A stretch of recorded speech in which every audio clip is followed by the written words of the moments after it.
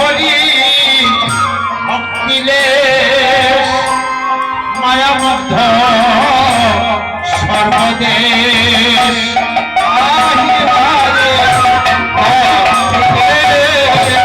মায়ামুগ্ধ সর্বদেশ আমার অদ্বৈত ভাবে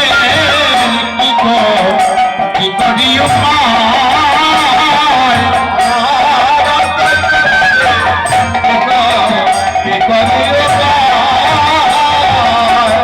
কালে আচরিত হরিদাসে উপনীত কালে আচরিত হরিদাসে উপনীত তাহারে দেখিয়া হৃদয়ে উল্লাস দেখিয়া হৃদয়ে উল্লাস তাহারে দেখিয়া হৃদয়ে উল্লাস তাহারে দেখিয়া হৃদয়ে উল্লাস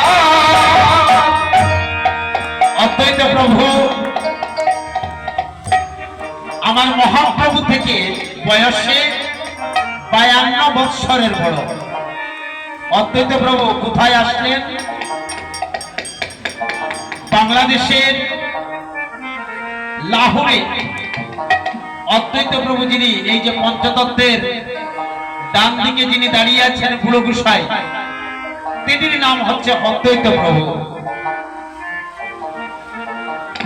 সেই অদ্বৈত প্রভু কেমন করে আসলেন? শাস্ত্র বলছেন জয় জয় মহাবিষ্ণু অবতার শ্রী অদ্বৈত চন্দ্র জয় জয় মহাবিষ্ণুর অবতার শ্রী অদ্বৈত চন্দ্র জয় জয় মহাবিষ্ণুর অবতার আমার শ্রী অদ্বৈত চন্দ্র জয় জয় মহাবিষ্ণুর অবতার বলি নিতাই গৌরাঙ্গ বলি নিতাই গৌরাঙ্গ বলি নিতাই গৌরাঙ্গ বলি নিতাই গৌরাঙ্গ জয় জয় মহাবিষ্ণু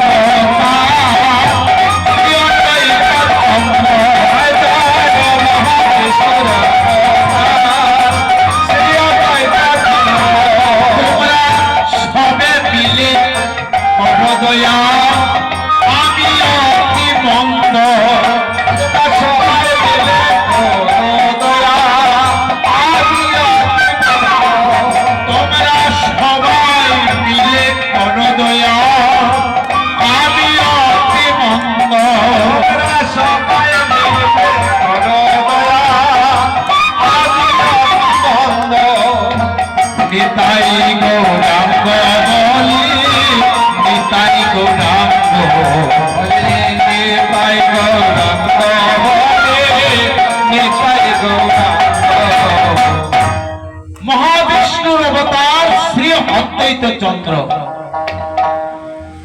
অদ্বৈত প্রভু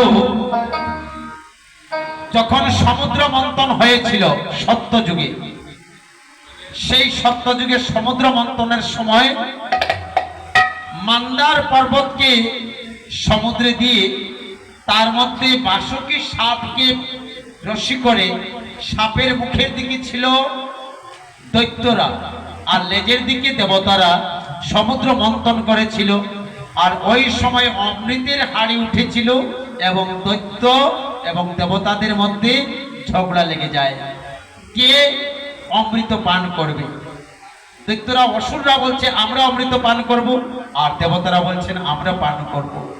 তখন মহাবিষ্ণু নারায়ণ তিনি ছদ্মবেশে একজন রমণী সেজে এই দৈত্যদের পাশে গিয়ে বলছেন ওগো শুনো, তোমরা যে বলছো তোমরা আগে পান করবে, ওই হাড়ির মধ্যে উপরে আছে শুধু জল আর জল, তোমরা কি জল পান করবে?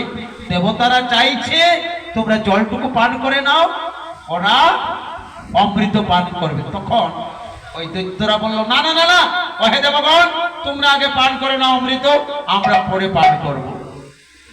এই আমার মহাবিষ্ণু অবতার এই নারায়ণ কি করলেন? ছদ্মবেশে রমণী সেজে দেবতাদের মুখে ঢেলে ঢেলে অমৃত দিচ্ছেন। একজন দৈত্য গিয়ে দেবতাদের লাইনে সারিতে বসে গিয়েছেন। সূর্য আর চন্দ্র বলছেন ওকে দেবেন না, ও রাহু। তখন এই এক বিন্দু ওর মুখের মধ্যে পড়ে গিয়েছিল, সঙ্গে সঙ্গে ওই রমণী মূর্তি কি করলেন, তাকে সুদর্শন চক্র দিয়ে তার গলাটা কেটে দিলেন। সঙ্গে সঙ্গে এই অসুরটা দুজন হয়ে গেল, রাহু এবং কেতু। এবং যেতে যেতে বলছে, চন্দ্র সূর্য তোমরা আমাকে অমৃত পান করতে দিলে না, আমি তোদেরকে দেখবো, আমরা তোদেরকে দেখবো।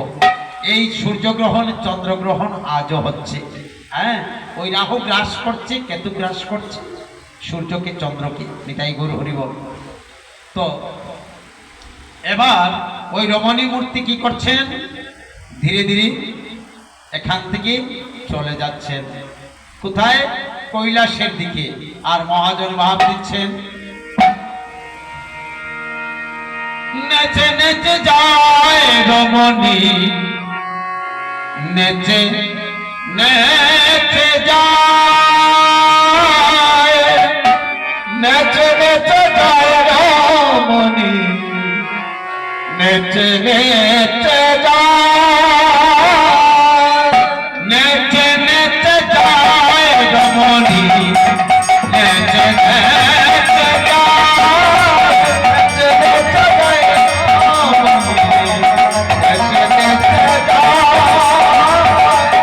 নেচে নেচে যায় রমণী, নেচে নেচে যায়, নেচে নেচে যায় রমণী, নেচে নেচে যায়,